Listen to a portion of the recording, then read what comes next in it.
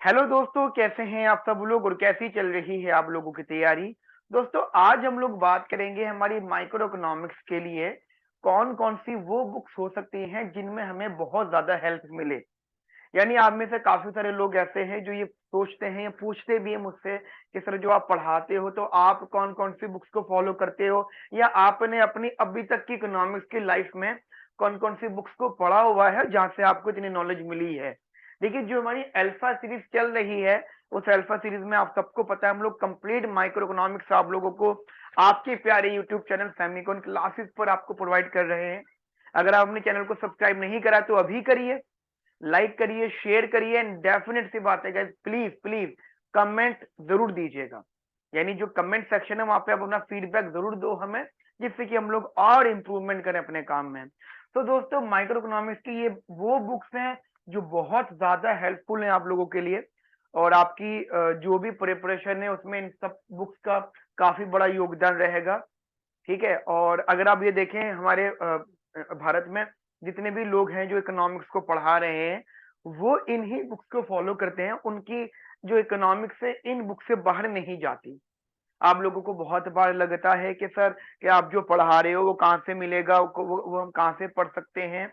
या आप ये सोचिए, आप जिस यूनिवर्सिटी के लिए एग्जाम दे रहे हो या जो एग्जाम की प्रिपरेशन कर रहे हो, वो भी एक तरह का टीचर ही है, ठीक है, जो आपके लिए पेपर सेट कर रहा है। हमारे जैसे एक टीचर है, मेंटोर है। तो वो कहाँ से पेपर सेट करते हैं? तो देखो, दो तरीके होते हैं। एक तो अगर वो बहुत ही एक्सपीरियंस्ड है, बहुत ही ज्यादा नॉलेज है, तो वो क्वेश्चन को बना सकते हैं या मॉडिफाई कर सकते हैं। एक तो ये ऑप्शन हो सकता है। दूसरा ऑप्शन ये होता है कि अगर उन्हें जल्दबाजी में पेपर बनाना है, तो वो कौन सी स्टैंडर्ड बुक्स हैं जो उनको फॉलो करते हैं। ध्यान रखना, किसी के नोट फॉलो नहीं होते, किसी की राइटिंग फॉलो नहीं होती, सिर्फ उसी फॉलो की जाती है, तो वो होती है बुक्स।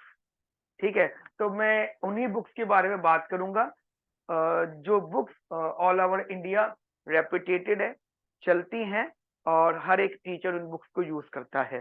देखिए, सबसे पहले अगर हम लोग बात करेंगे एचएल आहूजा।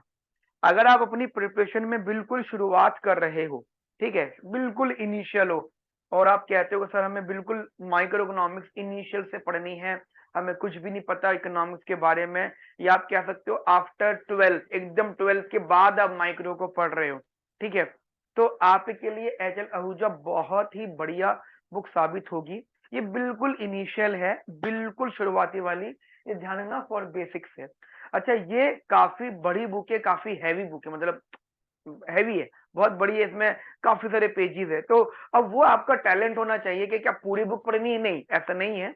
आप अपना सिलेबस देखो, जो आपके सिलेबस में है, जो जो आपके सिलेबस में टॉपिक्स हैं एग्जाम से और एग्जाम ओरिएंटेड, आप उन्हीं टॉपिक्स को कवर करो। लेकिन ये गारंटी रहेगी, जिन भी टॉपिक्स को आप कवर करोगे, वो टॉपिक्स आपके बहुत स्ट्रांग हो जाएंगे बेसिक्स लेवल पे। आज की डेट में मैं देखता हूँ काफी सारे लोगों को एमआरएस का मतलब नहीं पता होता, मार्जिनल रेट ऑफ सब्स्टिट्यूशन। अगर मैं अभी आपसे पूछूं कि एमआरएस एंड एमआरटी, मैं रिपीट कर रहा हूँ, एमआरएस एंड एमआरटी, इन दोनों में डिफरेंस बताओ, तो शायद बहुत सारे लोग इस बात का आंसर ना दे पाए। आप प्लीज कमेंट सेक्शन में एमआरएस एंड एमआरटी की डेफिनेशन जरूर लिखिएगा, अगर आप सिंसियर हो अपनी पढ़ाई में और डेडिकेटेड स्टूडेंट हो, मेरी क्लासेस को बहुत ध्यान से देख रहे हो। मैं रिपीट कर रहा हूँ, एमआरटी एंड एमआरएस, इन दोनों की डेफिनेशन, एंड इफ पॉसिबल तो कंपेरिजन भी लिख दीजिएगा। And please don't use AI, ठीक है, आर्टिफिशियल इंटेलिजेंस यूज मत करना, अपने पास से अपना आंसर दीजिएगा। सेकंड बुक है बहुत बढ़िया, that is Rubinfeld and Pindyck. ये बहुत बढ़िया बुक है, लेकिन क्या ये लेवल नंबर 2 है? आपको पहले बेसिक्स करने हैं, उसके बाद आप इस बुक में से चीजों को कर सकते हो। ध्यान रखना, ये बुक आपको बहुत सटीक लेवल यानी स्ट्रिक्ट लेवल पे आपको थ्योरेटिकल चीजें सिखाएंगी। मतलब ये इस बुक में आपको पता चलेगा कि आईसीज जो होते हैं उनका ये जो होता है गैप, ये गैप, ये आईसीज, ये वाला गैप, या इस प्रकार की आईसीज, या फिर इस प्रकार की आईसीज, ये इन तीनों आईसीज में डिफरेंस क्या होता है। अब आपको तो लग रहा था तीनों सेम ही तो हैं, क्या फर्क है इसमें? नहीं, ऐसा नहीं है दोस्तों, फर्क है। ये हमारे सीआरएस के हैं, कांस्टेंट ऑफ स्केल, ये सब चीजें हैं, ठीक है। एक आईआरएस का है और एक डीआरएस का है। तो ये बुक, ये जो नॉलेज है ना, वो ये बुक देगी, बहुत बढ़िया बुक है। और आप लोगों को मैं बताना चाहता हूँ, रूबिन फील्ड एंड पिंडिक एक फॉरेन ऑथर्स हैं, ठीक है। लेकिन जब ये बुक आ गई थी, उस बुक के आने के कई सालों बाद एक एक दिल्ली यूनिवर्सिटी का कॉलेज है, मैं नाम नहीं लूंगा, उस कॉलेज के एक लेक्चरर हैं, वो पढ़ा रहे थे इसी बुक से, तो उनको इसी बुक के अंदर गलती मिली, कुछ कुछ एरर्स दिखे, एक नहीं दो नहीं कई सारे एरर्स दिखे। और वो ऐसा नहीं, प्रिंटिंग एरर नहीं थे, टाइपो एरर नहीं था, ऐसा कुछ एरर नहीं था, वो कंसेप्ट एरर था, कंसेप्ट का एरर। तो उन्होंने रूबिन पिंड की जो बुक है, जो ऑथर से उनको मेल करा, एसआरसीसी इंडियन ऑथर थे वो, ठीक है। उन्होंने जो है मेल करा उनको, और उन्होंने जब मेल किया तो पढ़ा और गलती बताई गई, यहाँ गलती है, और इन दोनों ने इनकी गलती मतलब अपनी गलती मानी। तो आफ्टर दैट, उसके बाद में वो जो एसआरसीसी के प्रोफेसर थे, मैंने नाम ले दिया कॉलेज का, एसआरसीसी के प्रोफेसर थे, प्रोफेसर का नाम नहीं लूंगा मैं वरना घर पहुंच जाओगे तुम लोग, ठीक है। एसआरसीसी के जो प्रोफेसर थे, उनका नाम इस बुक में रखा गया। अब आप बोलोगे सर ऐसा तो पता लग जाएगा हमें बुक, हाँ तो मेहनत करो ना, मतलब मैं इसलिए थोड़ी नहीं बता रहा कि आप घर पहुंच जाओगे, तो मजाक के तौर पे कह रहा हूँ। आप बुक को खरीदोगे या गूगल करोगे, आपको पता लग जाएगा अपने आप, ठीक है। तो ये बहुत बड़ी बात है, और ये बुक इसी वजह से मुझे बहुत पसंद है। बहुत सारे कंसेप्ट इस बुक के अंदर दे रखे हैं, यानी प्रोडक्शन थ्योरी अगर सबसे अच्छा कहीं पर दे रखा है तो इस बुक में दे रखा है। आफ्टर दैट आगे आ जाते हैं, that is Snyder and Nicholson. देखिए आपने ये दोनों बुक्स को पढ़ लिया है, आपकी हो सकता है आपके सिलेबस में यहाँ तक हो गया, खत्म हो गया आपका सिलेबस, अब अपने पेपर दे सकते हैं। हो सकता है आप कोई भी एग्जाम दे रहे हो, ठीक है। तो हो सकता है आपका सिलेबस, इवन कुछ लोगों का सिलेबस तो एचएल आहूजा तक में फिनिश हो जाता है, मतलब उनके में उतने लेवल होता है। कुछ लोगों का लेवल थोड़ा सा और बढ़ जाता है, तो वो इस बुक तक भी आ सकते हैं। लेकिन अगर आपके पेपर में माइक्रो इकोनॉमिक्स में न्यूमेरिकल्स की, और न्यूमेरिकल्स भी कौन से वाले, थोड़े से मैथमेटिकल न्यूमेरिकल्स के यूज हैं, जैसे जैसे जैसे एग्जांपल हम बात करें प्रोडक्शन थ्योरी में, ठीक है, कॉस्ट थ्योरी है, उसमें बड़े बड़े न्यूमेरिकल्स हैं। अगर वो न्यूमेरिकल कंसेप्ट, मैं न्यूमेरिकल क्वेश्चंस के लिए नहीं कह रहा, क्वेश्चंस के लिए तो आपकी ये शॉर्म सीरीज है, लेकिन न्यूमेरिकल कंसेप्ट ध्यान रखना दोस्तों, कुछ सब्जेक्ट ऐसे होते हैं जहाँ पे थ्योरी कंसेप्ट अलग होता है, न्यूमेरिकल कंसेप्ट अलग होता है।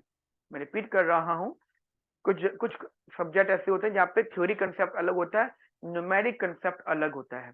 माइक्रो इकोनॉमिक्स उन्हीं में से एक सब्जेक्ट है, ठीक है। तो अगर आपको थोड़ा सा एडवांस लेवल पे सीखना है, या कंसेप्ट न्यूमेरिकल कंसेप्ट को सीखने हैं, न्यूमेरिकल वैल्यू सीखनी है, तो आप ये वाली बुक को जो है फॉलो कर सकते हो, that is Snyder and Nicholson. यहाँ तक आपकी प्रिपरेशन और डन हो गई, मतलब ये आप मान के चलो आप बहुत अच्छे तैयार हो चुके हो। अब बात आती है क्वेश्चंस की, तो सर कहाँ से क्वेश्चन करें। तो वैसे तो all over India micro economics के लिए बहुत सारी बुक्स हैं, लेकिन आपको फंसना नहीं है। ऐसे तो मैं 100 क्वेश्चन दो चार बुक से छाप के आपको दे देता हूँ, वो सेंसलेस सी बात है, जहां से मैं क्वेश्चन उठा रहा हूँ। हाँ आगे करेंगे, आगे आप लोगों का साथ रहेगा तो डेफिनेटली हम लोग भी अपनी जो है टेस्ट सीरीज वगैरह, असाइनमेंट सीरीज या बुकलेट वगैरह सब कुछ पब्लिश करेंगे। लेकिन जब तक वो नहीं हो रहा, तो तब तक मैं आपको बता देता हूँ कि स्टैंडर्ड बुक्स जहां जहां से हम खुद बनाएंगे, वो मैं आपको अभी बता देता हूँ, that is शॉम series. Shom series for microeconomics. This is the one of the best book for the questions of microeconomics. But basic questions, basic मैं रिपीट कर देता हूँ, यहाँ पे क्वेश्चंस होंगे बट मैक्सिमम इंटरमीडिएट लेवल, ठीक है। बेसिक बेसिक होंगे, इंटरमीडिएट लेवल के बेसिक होंगे, बहुत ज्यादा एडवांस नहीं जाएगा। अगर आप ये प्रैक्टिस कर लेते हो तो आप मेजर यूनिवर्सिटी के या मेजर अपने एग्जाम्स, अगर आप सिविल सर्विसेज के स्टूडेंट हो, या आप आरबी ग्रेड भी एग्जाम दे रहे हो, या सीयूईटी आईआईटी जैम, आप कोई भी एग्जाम दे रहे हो, कोई भी एनी एग्जाम, तो आपके लिए ये क्वेश्चन इनफ है। यहाँ तक और बात खत्म हो जाती है। इसके बाद अगर आप मास्टर लेवल की इकोनॉमिक्स में हो, if you are at the master level economics, micro economics, जैसे दिल्ली स्कूल ऑफ इकोनॉमिक्स हो जाता है, जवाहरलाल नेहरू यूनिवर्सिटी, मतलब मैं एंट्रेंस के लिए बात नहीं कर रहा हूँ, मैं मास्टर लेवल की बात कर रहा हूँ, जहाँ पे फर्स्ट ईयर में जाके आप पढ़ते हो। अगर आप वहां तक की बात कर रहे हो, तो Jehle and Reny is the one of the best book for the advance concept.